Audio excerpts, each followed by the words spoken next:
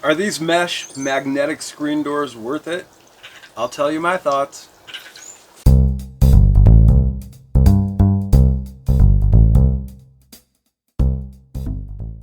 So not having a screen door was a no-go for me from the beginning when I built this trailer.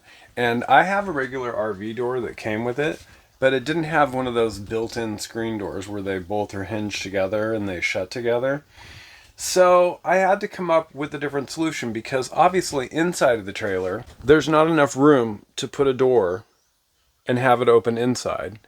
And there's no way to get a screen like a regular RV screen, a regular RV door screen, and put it with this door.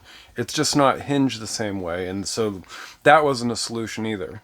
So I went with one of those mesh screens that has the magnets in the middle, but then I had to make sure that I had enough room because I have this hardware right here that keeps the door from swinging all the way open and smacking the trailer when the wind blows. So I only have like an inch right here. So I had to figure out a way to hang the screen door and still not have it catch on this hardware right here.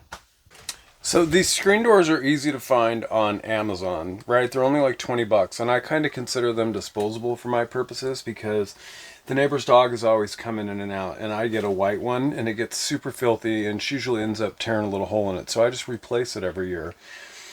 The challenge is that I can get it for the width of my door, but what I can't get is the height of my door because the ceiling is not as high in here as obviously a house or even a regular RV. So you have to cut the top off, and getting this material to wrap around that white bar up here is how I mount it at the top. It's very difficult, and I'm going to show you how difficult it is right now. So these doors, they come with this Velcro, and you put it on the outside edges, and that's what keeps them attached. And I just don't take it down. I still have it up right here on my door. I just leave it every year because why? Why reinstall it, right? And I found that that's actually the easiest way to install this door because I have laid it out on my patio and measured it and cut it and tried to wrap it around this piece of wood to bring it in and install it. It's just a nightmare. I'll show you what I mean. I found the easiest way is just to take the door and start installing it. Alright, so this is the side with the fabric that attaches to the Velcro. So we'll just start hanging it up from the bottom where I want it to go to and attaching it to the Velcro. So this little guy is the absolute perfect width for my door, just not the right height. Alright, so now you can see that I have the door attached to the Velcro on this side, and obviously that magnet in the middle keeps it together. Now what I gotta do is get this top trimmed, because you see how big it is. It's way too big for this area. So the way I install the top piece, which holds the whole thing together, is with this piece of white trim, and it starts facing out just like it's going to be installed, and I pull the fabric up right behind it and I wrap it around twice. I think I said 3 times, but it's just twice. That way the fabric's wrapped around and it comes out from the back of it, and it keeps it installed real tight so it doesn't pull down once I start using the door. Now the trick is to figure out where to cut it while it's still up here. So I know the piece of trim is going to go right here.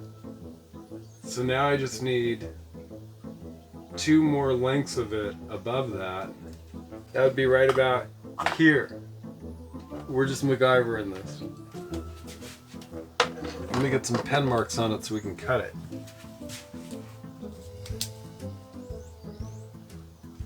Now we start the cutting.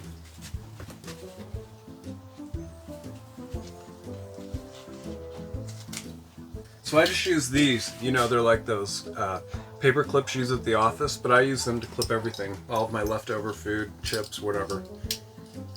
Way stronger than the plastic ones you get at the store, in my opinion.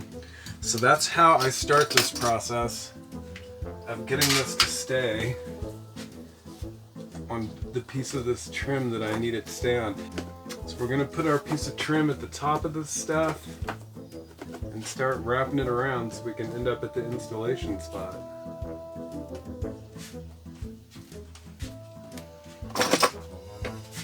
And I just usually start in the middle and clip it on, just so I can get started.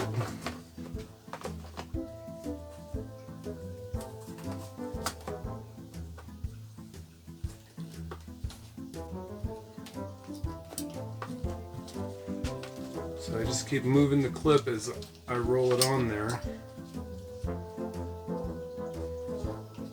And then luckily this trim material is like a plastic, so it's flexible, so I can start installing one side and just bend it while keeping the clips in the middle and on the other side. And a butter knife works super good for pushing it back under the piece of trim as I get it installed, so it stays nice and tight. Alright, I think we're ready for our first screw here. Tuck the fabric back under.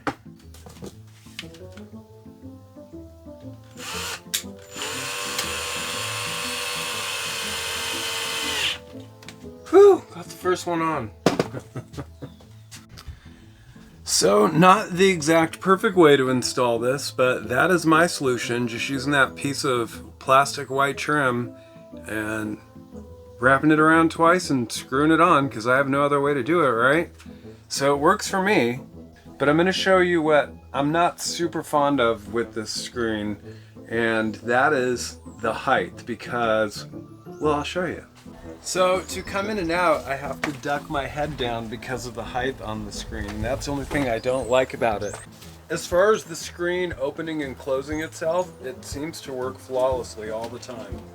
No matter how many times you use it, it just comes right back to where it's supposed to be. So I love these screens. Roo! Come on! And they're dog friendly.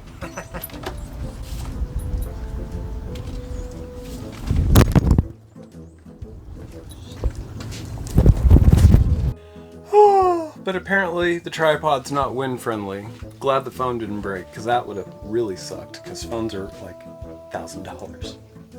So included with the hardware are two holdbacks for the screen door, and I just take some screws and paint them white and use some washers to hold them into place, and I'll show you what I mean. So these are just like a flexible plastic, and then I just use the washer to be able to keep them screwed into the wood right there, and they work really effectively.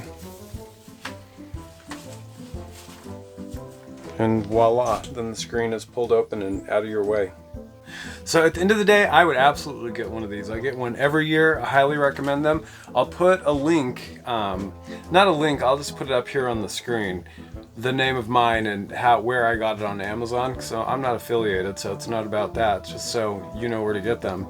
Super easy to install, especially if you MacGyver them, and they just work flawlessly. So yeah, I would definitely get one if you're doing a cargo trailer conversion and have no way to have a screen door.